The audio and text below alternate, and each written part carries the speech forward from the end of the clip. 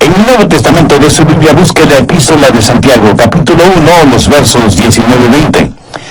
Por tanto, mis amados hermanos, todo hombre sea pronto para oír, tardo para hablar, tardo para airarse, porque la ira del hombre no obra la justicia de Dios. Pero brevemente quiero que note el verso 18. Él de su voluntad nos hizo nacer por la palabra de verdad, para que seamos primicias de sus criaturas. Este versículo habla del nuevo nacimiento que cada genuino creyente ha experimentado. Y yo confío, amigo oyente, en que usted ya haya experimentado ese nuevo nacimiento. Hoy se habla mucho acerca del nuevo nacimiento. Muchas personas dicen que han nacido de nuevo. Y una de las maneras en que usted puede decir si una persona ha nacido de nuevo es si ve un cambio radical en la forma en que esa persona vive. Permítame decir algo muy claramente. Si usted en verdad ha nacido de nuevo, su comportamiento también será nuevo. Pablo lo dice de la siguiente manera: de modo que si alguno está en Cristo, nueva criatura es. Las cosas viejas pasaron, y aquí todas son hechas nuevas. Escúcheme, y escúcheme bien. Si su religión no ha cambiado su vida, es mejor que cambie de religión. Porque la religión bíblica, si así podemos llamarla, debe cambiar su vida.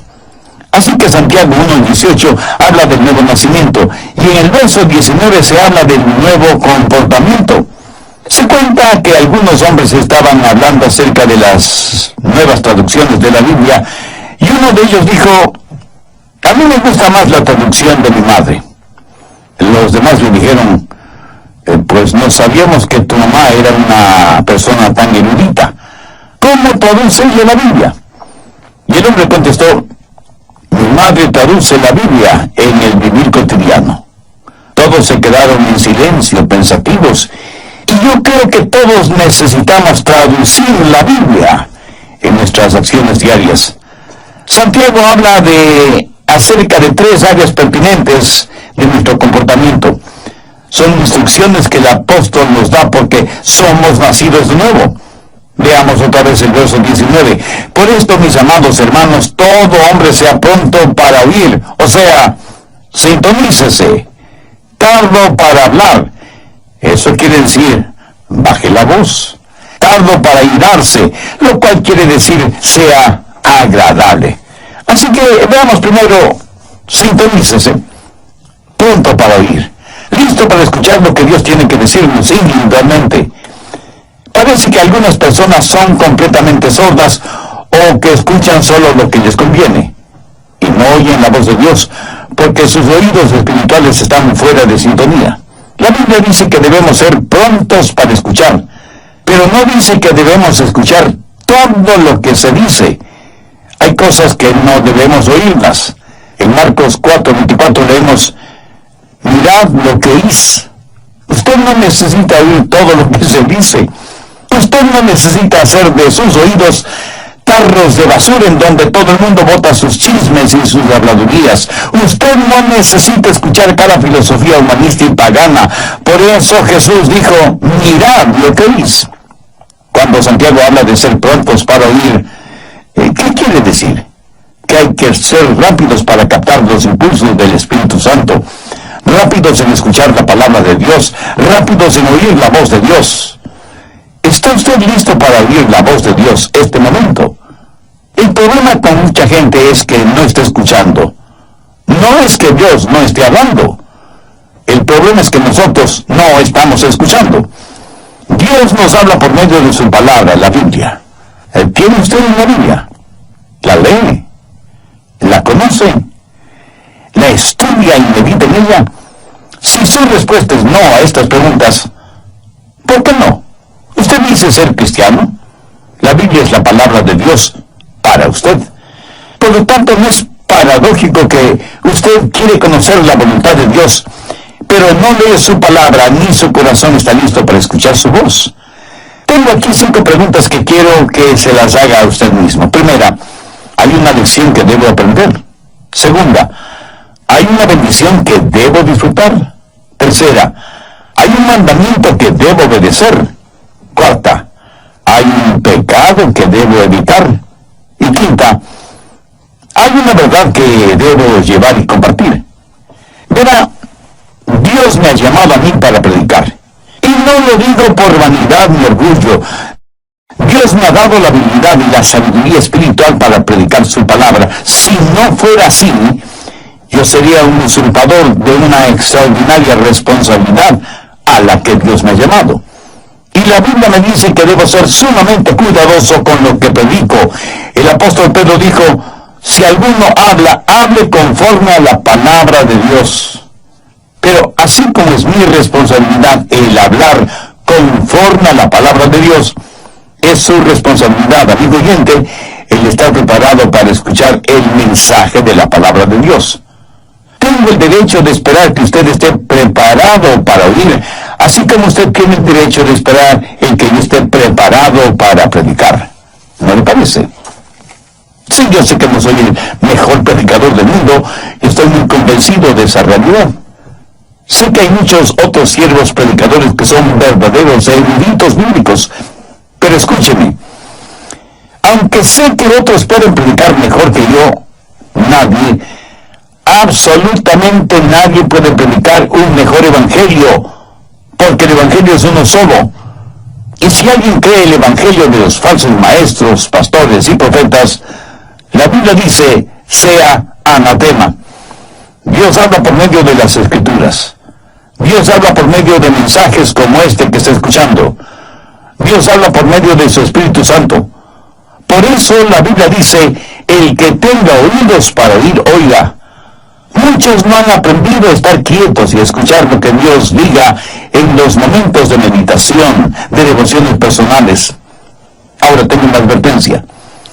Cuando usted tiene realmente su momento devocional con Dios, el diablo le atacará con toda la artillería del infierno, porque él no quiere que usted tenga esa comunión espiritual, ese compañerismo íntimo con Dios. Él no quiere que usted aprenda a decir, habla, Señor, que tu siervo escucha. ¿Le gusta a usted conversar con alguien que acapara la conversación? Muchos de nosotros somos egoístas cuando se trata de la oración. En vez de tratar de escuchar a Dios, queremos, casi demandamos que Dios nos escuche. En la sociedad actual en la cual vivimos, nos hemos llenado de tanto ruido infernal y mundano que casi desconocemos lo que es un tiempo de quietud, de silencio en la presencia de Dios. Y cuando visitamos Israel, al cruzar por unos campos de pastoreo, el guía nos dijo, a estos campos vienen los pastores con sus ovejas para que se alimenten, exactamente como lo hacían los pastores hace ya más de 2000 años, pero con una diferencia. Los pastores de antaño por lo general tenían una flauta en la cual interpretaban hermosas melodías mientras las ovejas se alimentaban. Hoy en día tienen radios transistores y iPods para escuchar lo que se les antoja escuchar, sea bueno o malo. Y yo, sonriendo, pensé, si David hubiera tenido uno de estos modernos inventos, estoy seguro que no hubiera escrito el Salmo 23. Santiago, en primer lugar, nos dice que el nuevo nacimiento da como resultado un nuevo comportamiento, que debemos estar sintonizados a la voz de Dios y que debemos ser prontos para oír.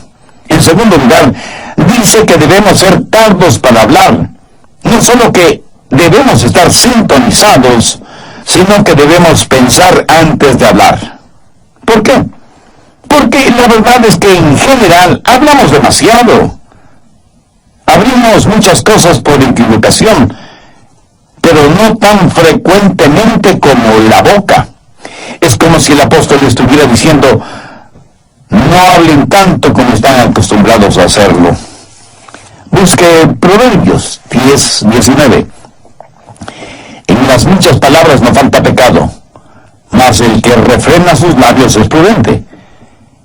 Matemáticamente existe la posibilidad de que mientras más hable, más pronto está a pecar con su boca.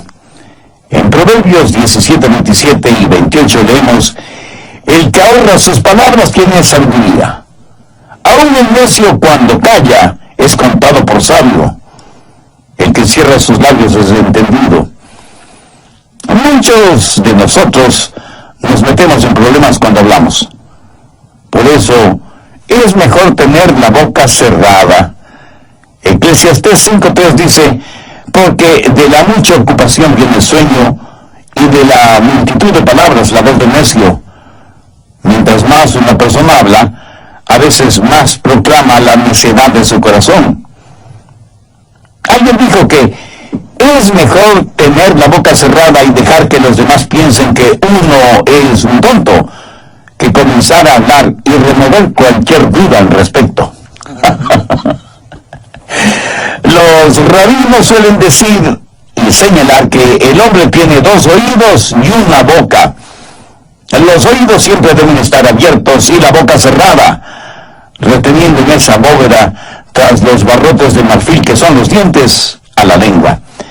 Debemos escuchar 2 veces más de lo que hablamos, pero la realidad es todo lo contrario. Mateo 12:36. Mas yo os digo que de toda palabra ociosa que hablen los hombres, de ellas darán cuenta en el día del juicio. Escuchen, Jesús no está diciendo que no debemos tener conversaciones agradables o compartir un momento de humor sano. Él habla de palabras improductivas, denigrantes, hirientes, groseras, maldicientes. En Santiago 2:17 leemos: así también la fe, si no tiene obras, es muerte en sí misma. La palabra muerta en este versículo es la palabra ociosa de Mateo 12:36. ¿Qué quiere decir esto? Que es improductiva, que no contribuye para nada, que es desanimadora en vez de edificadora. Prácticamente lo que Jesús dice es que si las palabras que decimos no ayudan, no edifican, sino que más bien son destructivas, y que de cada una de esas palabras daremos cuenta en el día del juicio. Aún el humor adecuado puede ser usado para romper el hielo en cualquier reunión, y puede ser agradablemente beneficioso. Pero el humor usado como burla o sarcasmo es denigrante. Dios no quiere que seamos agresivos ni groseros usando el humor.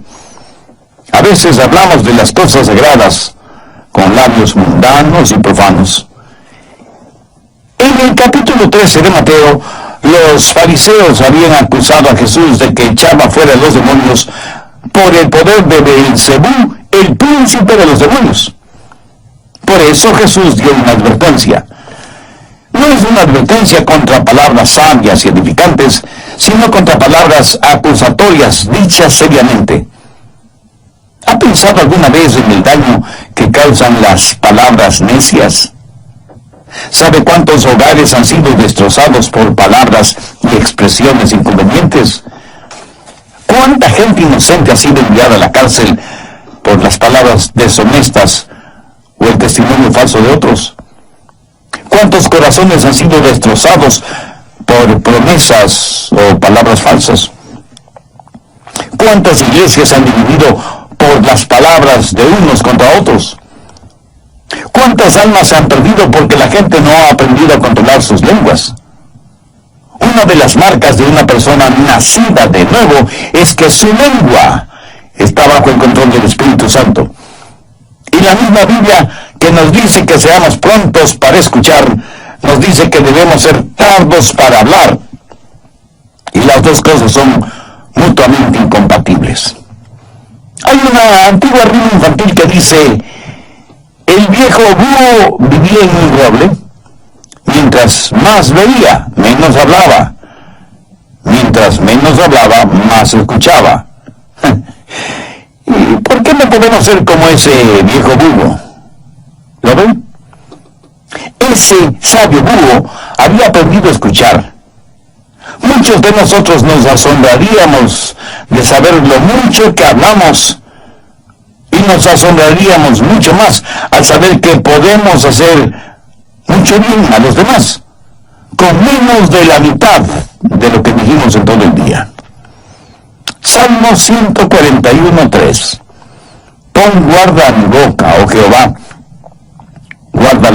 mis labios. Esta es una sabia manera de pedir ayuda a Dios para controlar sus palabras, de estar consciente de las cosas que dice.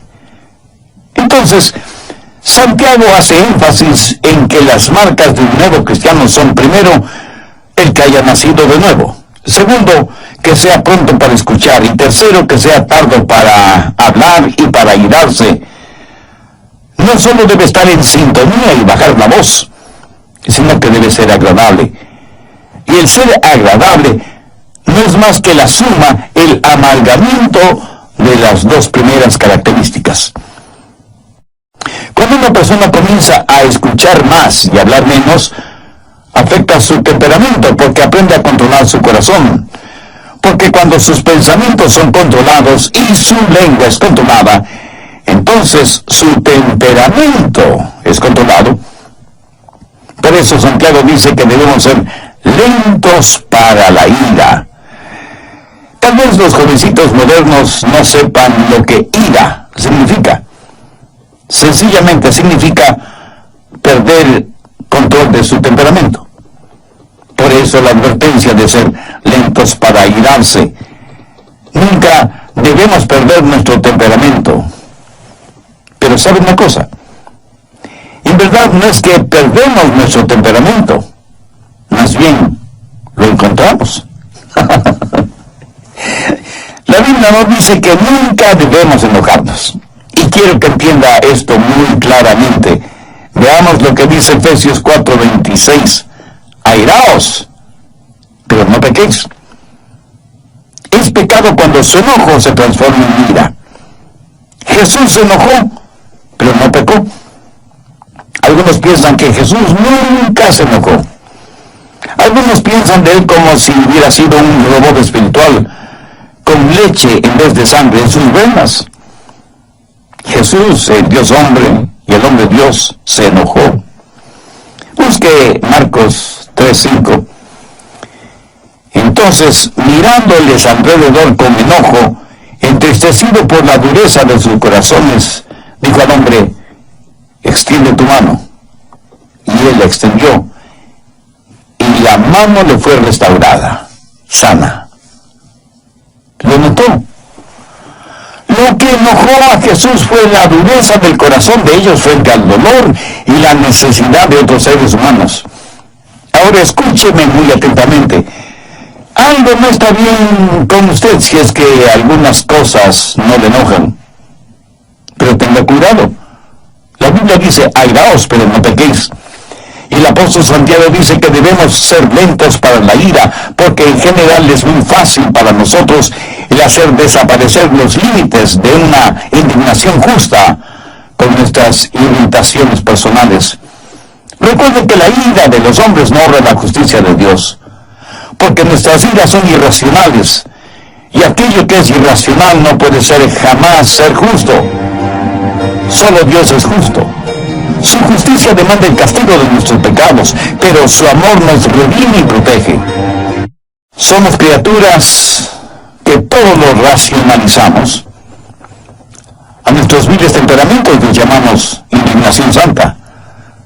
¿Sabía que usted puede ser bueno y malo, malo y bueno al mismo tiempo? Veamos esto de bueno y malo. Asegúrense de que los siguientes tres elementos estén presentes. Primero, que su enojo sea por una razón justa.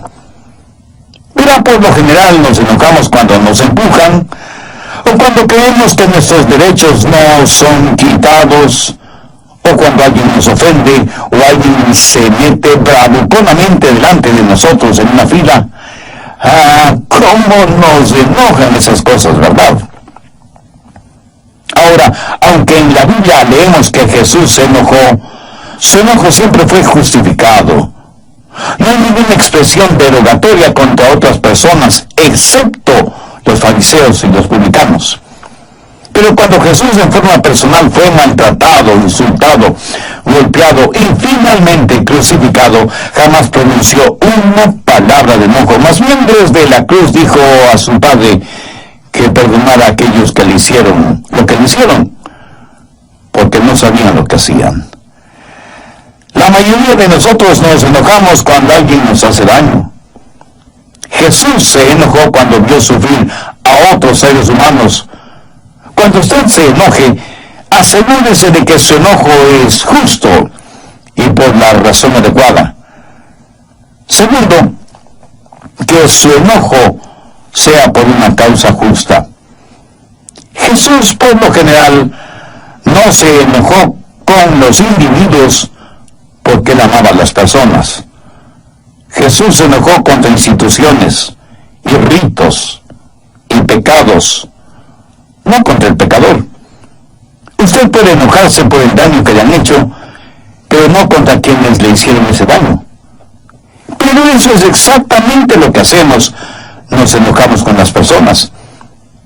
Y si bien es cierto que Jesús se enojó frente a corazones endurecidos y demostró físicamente su enojo contra los que habían hecho de la casa de su padre un mercado de ladrones, sin embargo, él fue compasivo y tierno con aquellos que estaban esclavizados por sus pecados. Tanto es así que le llamaron amigo de pecadores.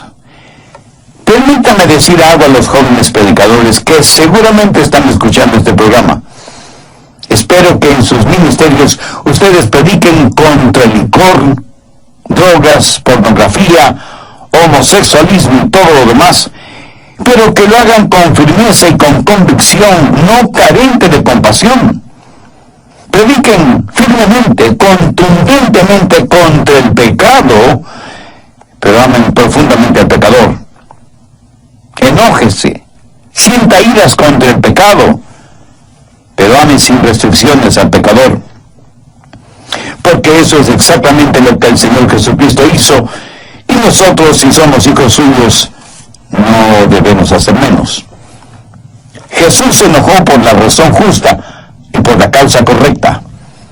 En tercer lugar, se enojó de la manera adecuada. Su enojo le hizo parte de la solución, sin agrandar más el problema.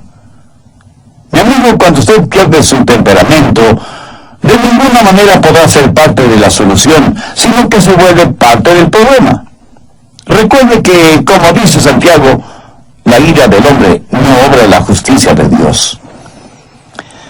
Cuando es el enojo de Dios, cuando el enojo es santo, entonces la justicia de Dios hará su obra. Es mejor aprender que cuando levantamos nuestra voz, también debemos levantar nuestras manos y hacer algo acerca de la situación. No se requiere ser muy inteligente para criticar. Cualquiera puede hacerlo. La Biblia dice que debemos ser lentos para la ira. Al respecto, tenga mucho cuidado, porque hay muchas formas de disipación que pueden hacer daño a su testimonio, matar su influencia y revelar su carácter, mucho más que su enojo o su temperamento tipo fósforo. ¿Quiere que le diga lo que la Biblia dice acerca de su temperamento? ¿Y qué es lo que eso prueba acerca de usted?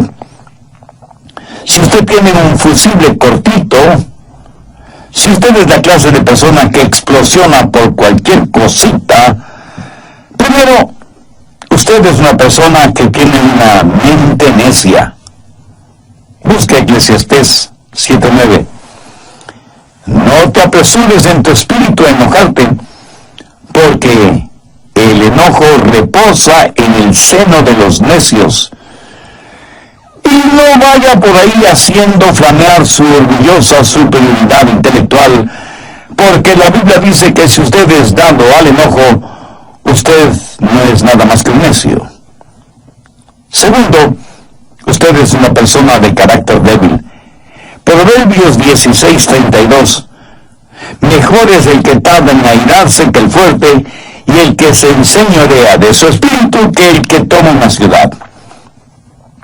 Algunos piensan que ser rápidos para enojarse y tener un temperamento violento es una señal de fortaleza. Algunos son verdaderos bravucones en sus casas, rompiendo y tirando las cosas al suelo, golpeando a sus esposas e hijos, manejando su vehículo como un verdadero maniático cuando otro vehículo se le cruza súbitamente en la carretera. Lo que usted considera una señal de fortaleza, en en realidad es un signo de infantilidad, de falta de madurez. Actúa como un bebé con un ataque temperamental.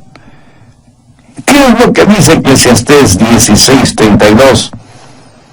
Mejor es el que tarda en airarse que el fuerte, y el que se enseñorea de su espíritu, que el que toma una ciudad.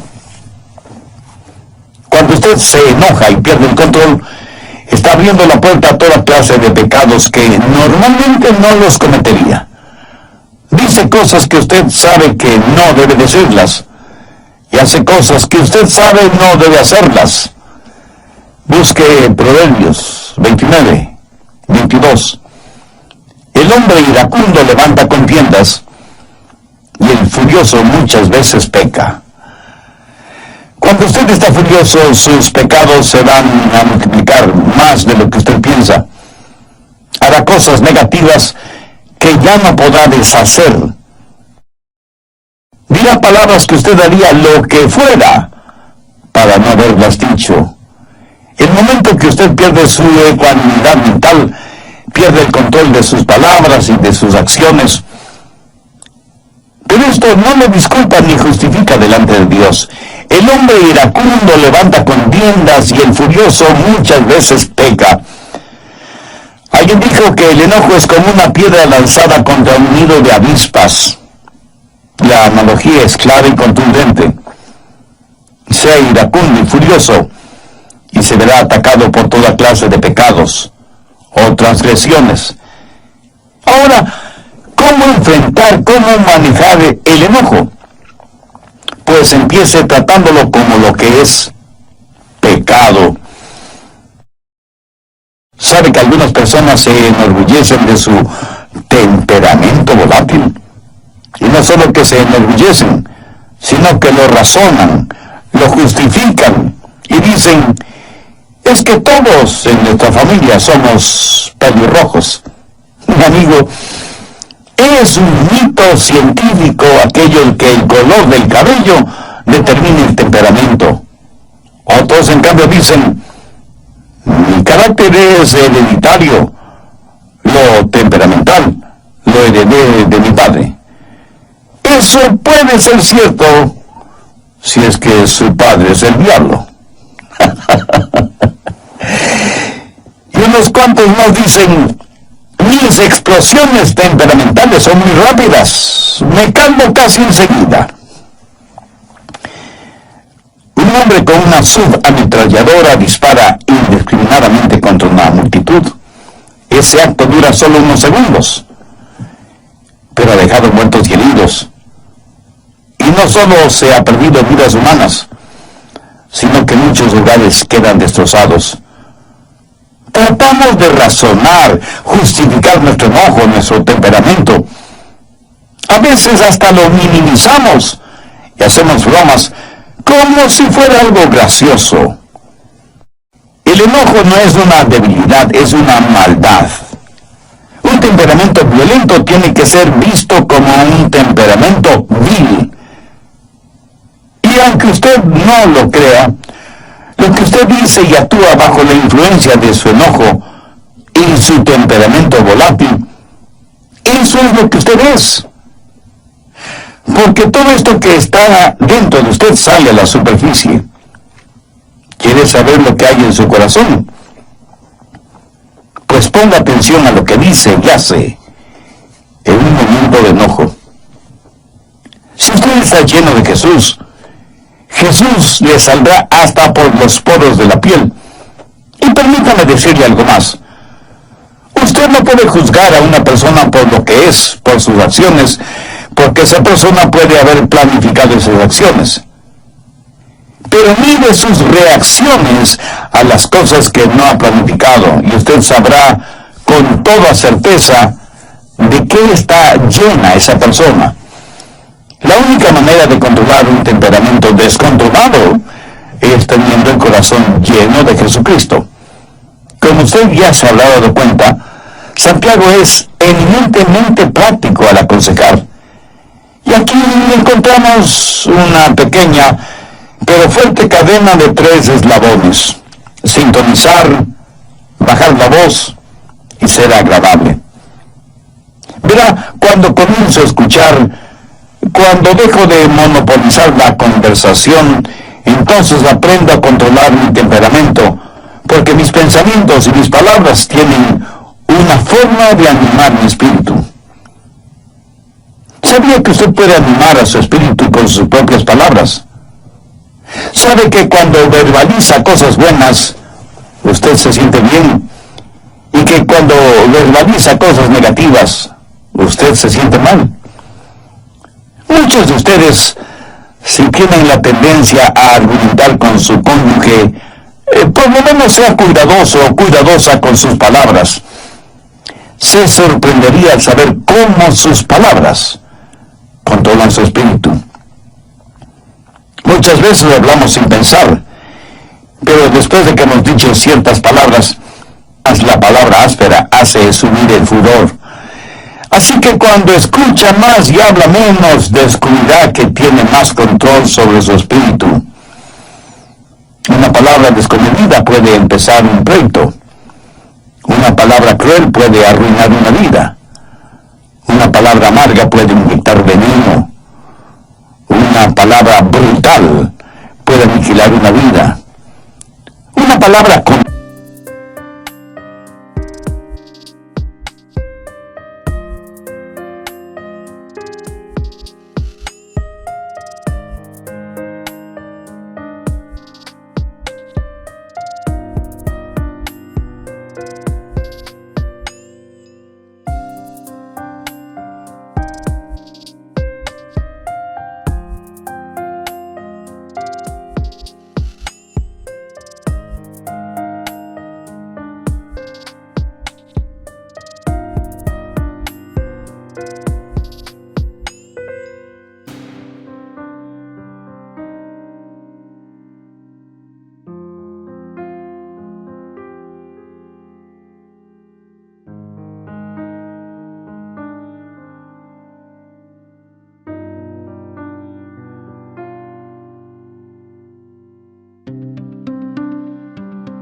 medida será como un remedio.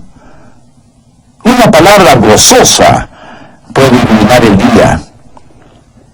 Una palabra a tiempo puede sanar heridas. Una palabra de amor es una palabra bendecida. Y todo esto es posible porque hemos nacido de nuevo. Todo es posible por medio del Señor Jesucristo. Mi amigo, escúcheme. Jesucristo no vino para hacernos personas buenitas. Él vino para hacernos nuevas criaturas.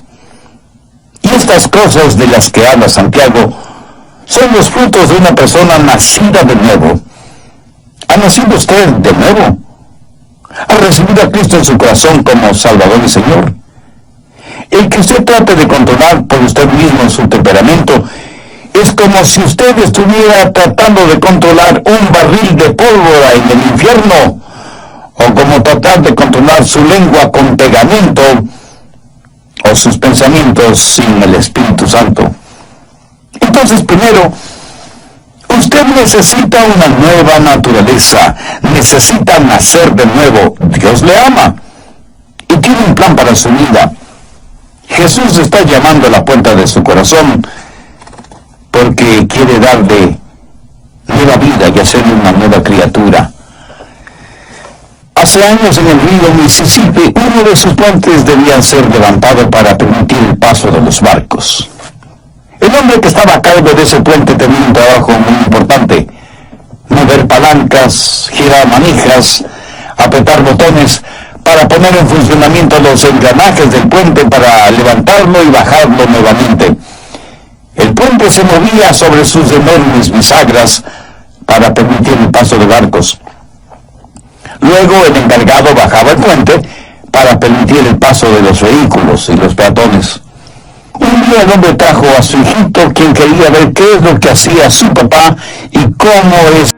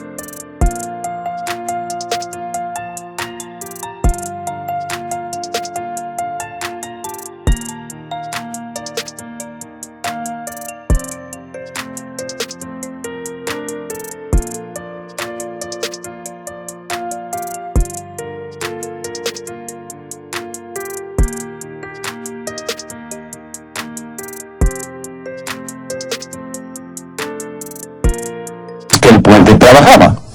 El papá hizo su trabajo y los engranajes comenzaron a moverse y a levantar el puente para permitir el paso de un gran barco.